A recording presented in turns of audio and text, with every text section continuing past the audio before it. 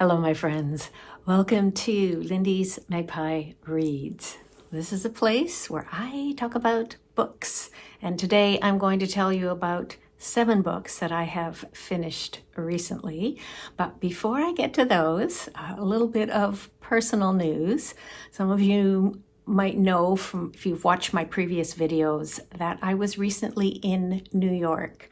But I don't think I told this story about how on December 1st, when I was traveling there, so my flight went from Victoria to Toronto and a connecting flight there on to JFK. Our flight was late leaving Victoria, and the woman sitting next to me was connecting in Toronto as well. She was going to Ottawa, so we were both a little concerned. But we ended up talking about books. Turns out that she's a woman who loves Canadian fiction as much as I do. And oh yeah, we just had so much to talk about. And it wasn't until we had landed in Toronto, and you know how there's a little bit of a delay as they get the jetway set up before you can actually start moving.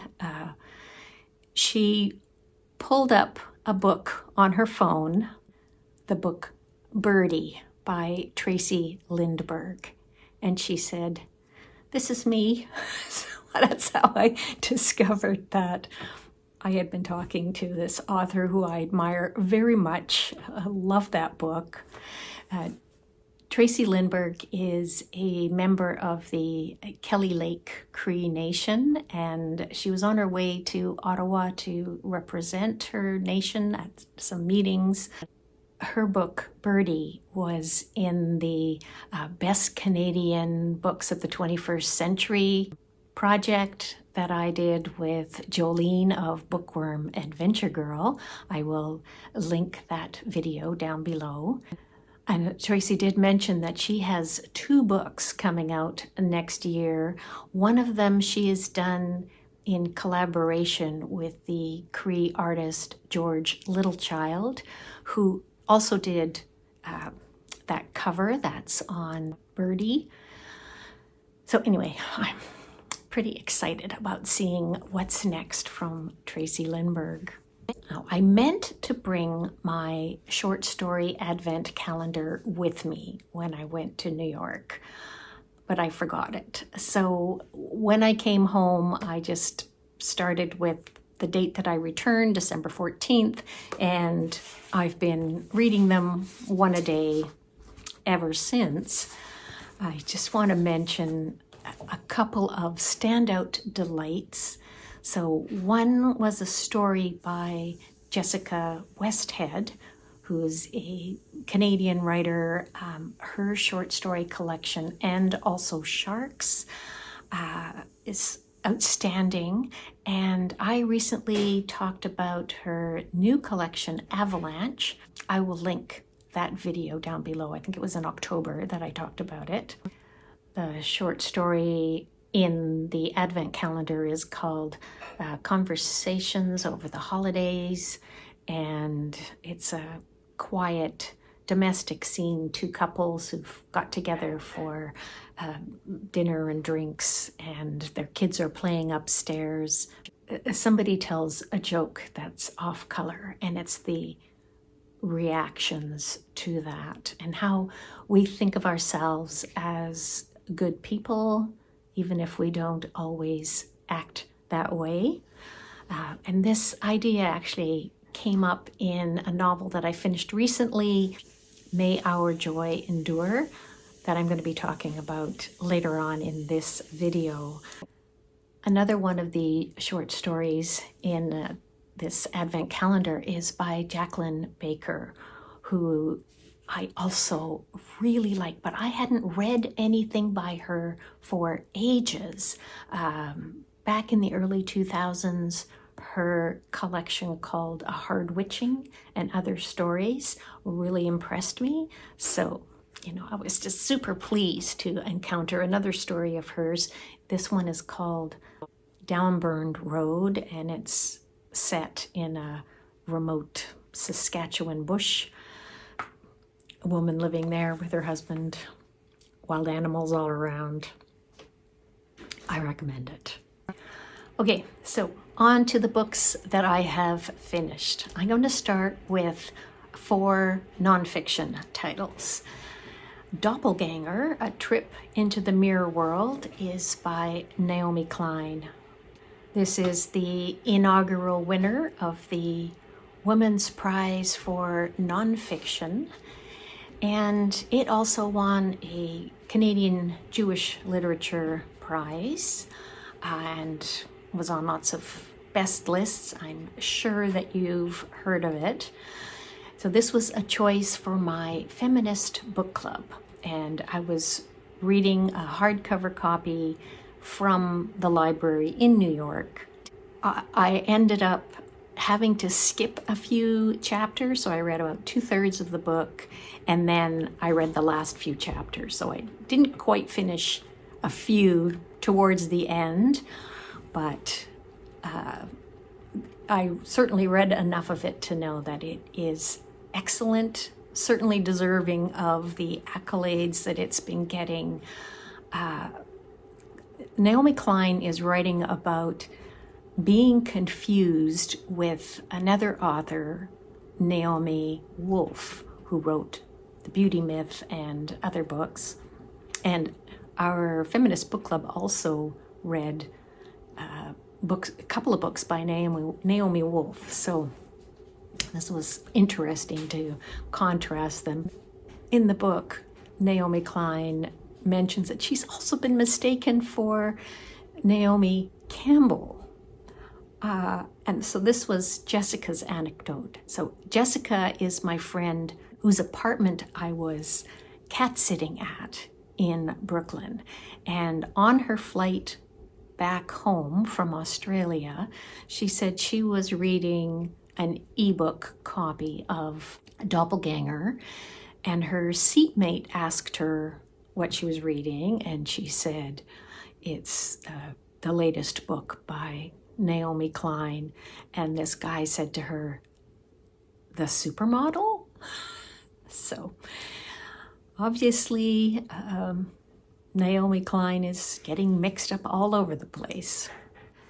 So if you don't know, Naomi Wolf has become quite embedded in all of these anti-vaccine conspiracies and lots of, far-right, very weird conspiracy stuff.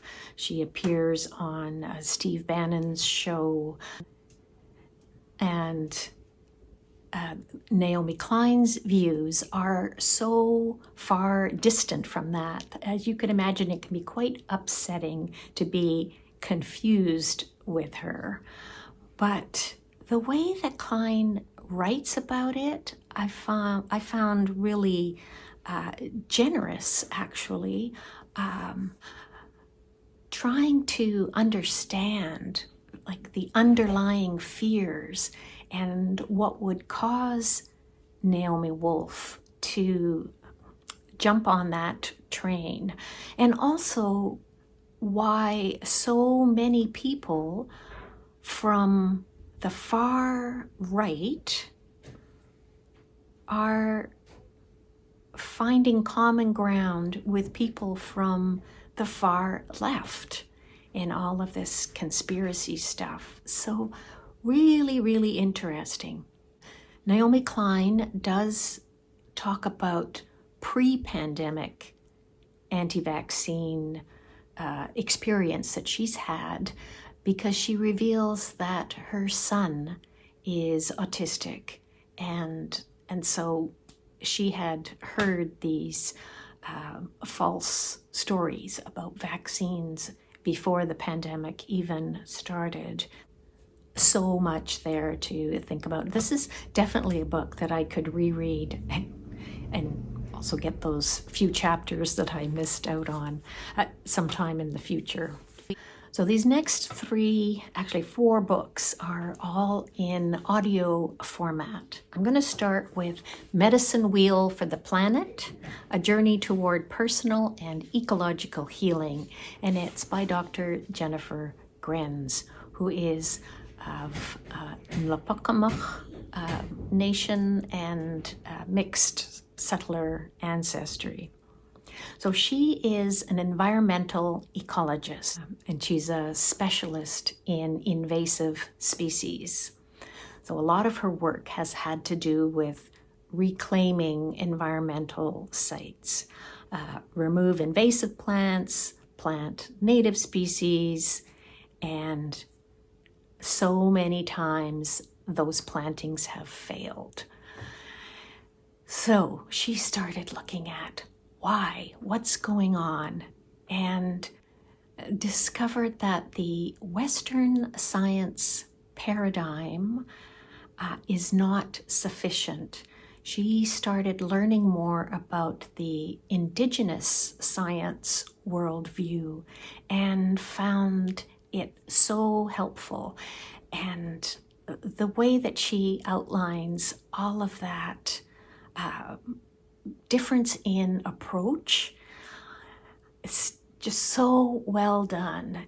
And I highly recommend this book if you are interested in our environment and our the human place in the environment and how we might be able to do things differently in order to have a better planet that we're living on. So some of the difference just include a difference in vocabulary. So for example, she talks about using the word healing in place of restoration, and the phrase culturally important plants instead of native plants. And this whole idea of a medicine wheel for the planet is about how healing ourselves is not separate from healing the lands and the waters. A couple of read-alikes I thought of as I was reading this are Robin Wall Kimmerer's Braiding Sweetgrass and Suzanne Simard's Finding the Mother Tree. So if you've enjoyed either of those two books, Medicine Wheel for the Planet is definitely going to be something of interest to you as well, as it was for me.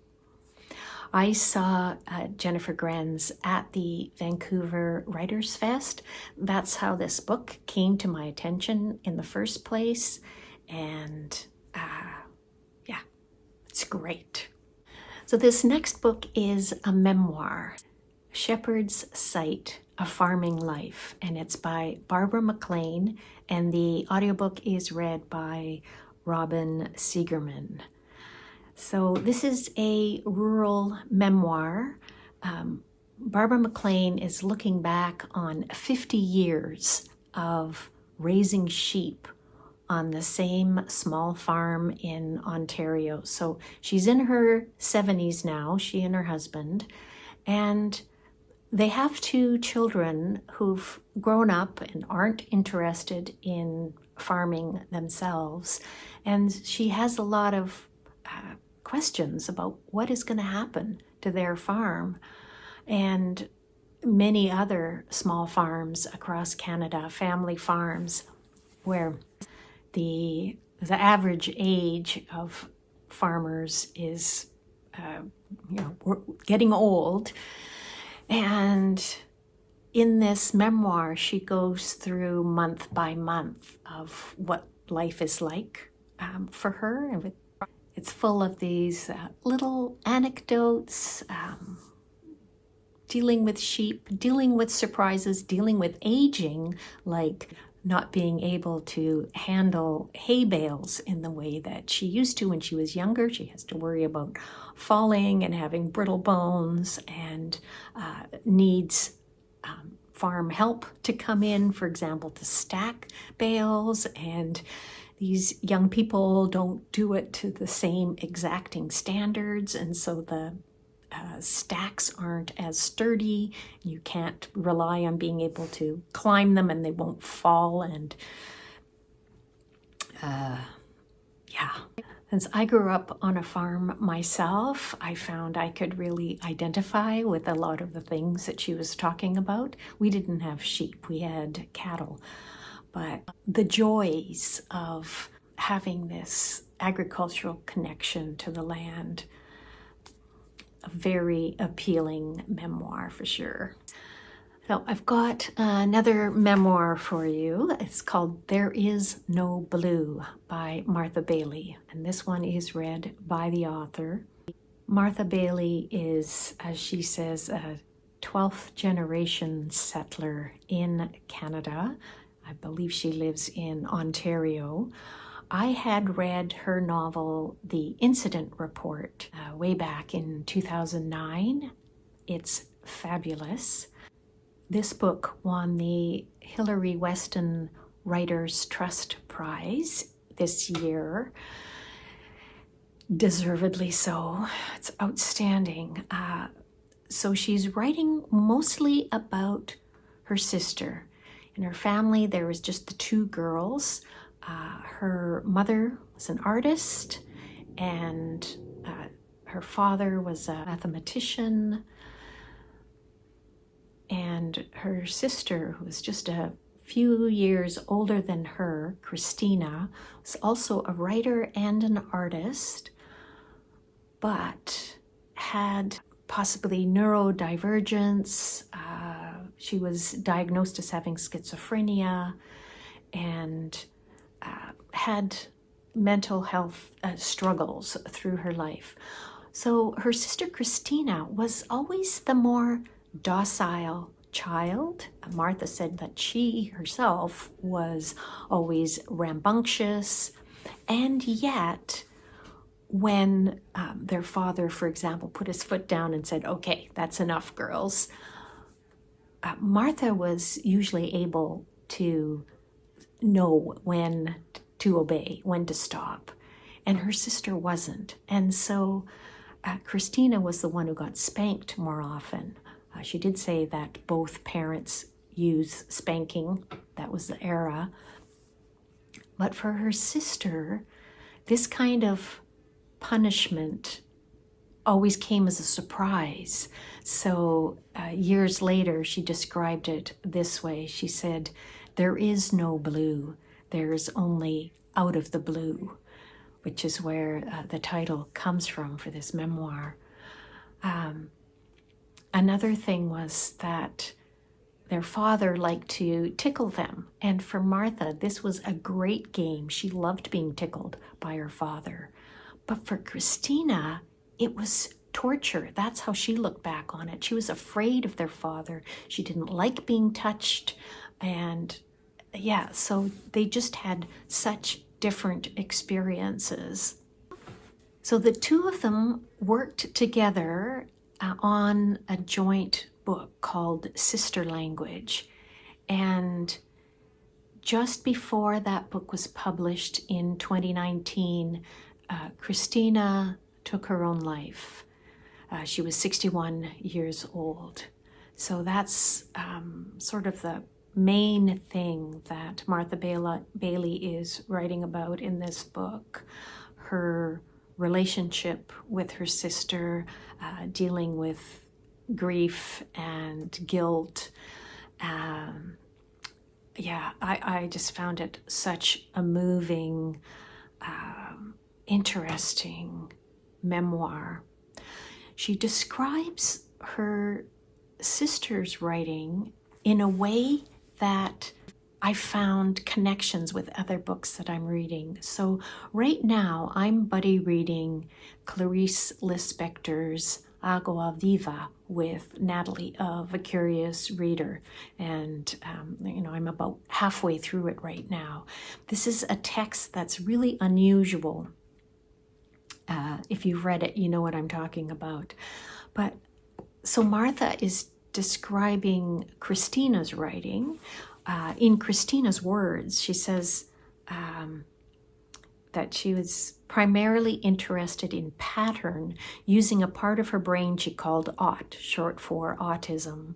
But Another part of her brain is capable of supplying motivators, bits of language that move the text forward, and forward movement appeals to humans. They want writing to go somewhere and aren't satisfied with texts like the ones I produce on my own, texts that are environments to be entered from any direction. And it just seems like this is such a good description of Clarice Lispector's writing in Agua Viva. So that really caught my attention. And I'm going on to another work of unusual narrative structure. This is a reread for me. It's Code Noir by Canisia Lubrin, and I listened to the audiobook. This is read by several narrators, including the author, and it's a whole bunch of different stories, 59 different short pieces of fiction that have some interconnections between them. And I first read this as a buddy read with Jolene of Bookworm Adventure Girl. Jolene did it in a print and audio combo, and she was the one who told me how good the audiobook is.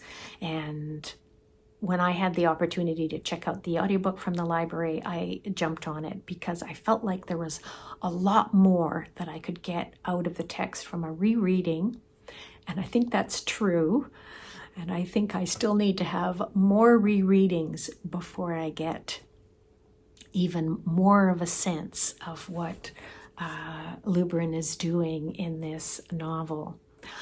I've talked about this before and quite recently, so I will include a link to that video below, and I won't elaborate too much here, except to say that the style of the texts vary so much. Like there's contemporary realism, there's magic realism, there's historical fiction, there's a part that feels like memoir, science fiction set 1,000 years in the future, there's absurdism, there's epistolary, there's one that's all in dialogue, a ghost story. So yeah, all kinds of different types of text. And in the same way that Martha Baillie's sister described, I felt like you could enter these stories from anywhere. You don't need to read them in sequence. What I haven't mentioned so far is the Code Noir, the 59 articles from edicts to do with slavery within the French Empire that King Louis XIV proclaimed. Those are interspersed, one between each of these stories. What I did think about those imagery and scenarios from these stories off and on since reading it. So, it's definitely something that is haunting. Next up is another novel by a Caribbean-Canadian writer, Nalo Hopkinson. It's the book Blackheart Man. Nalo Hopkinson grew up in Jamaica, Trinidad, and Guyana, and she moved to Canada when she was 16. She's written a number of other fantasy novels that, like this one, are thoroughly infused with Caribbean mythology and dialect. This is a complex fantasy set in the island nation of Chin Chin. It's very queer. There are 3 genders there, and marriages on Chin Chin tend to be in 3s. I think this line from the novel really sums things up. Sometimes the world was wondrous, and you found it was bearing you up when by rights you should be sinking. Yeah. If you are up for a complex world building, go for Blackheart, man. I saw Nalo Hopkinson talking about this at the Vancouver Writers Fest when I was there in October. She had fabulous shoes on. Okay, last up. Another queer Canadian novel, May Our Joy Endure by Kevin Lambert. This is translated from French by Donald Winkler. The French edition came to my attention because it was nominated as somebody's best book, best Canadian book of the 21st century. So I talked about it in a video that featured the French-Canadian titles that were from that project.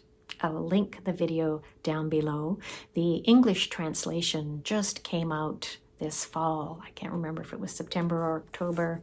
And it turns out that this title was the most borrowed book at the Bibliothèque Nationale in Montreal in 2023, so extremely popular.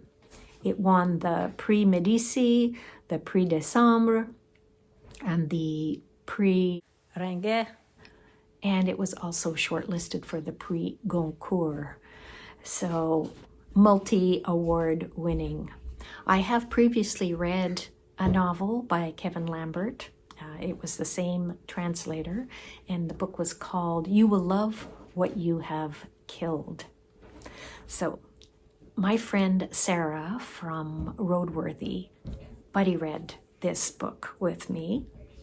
So the first thing that I noticed, and Sarah commented on this too, is the book starts out with wall-to-wall text. So long sentences, hardly any paragraph breaks. You are immersed in a birthday party, ultra-rich people in Montreal.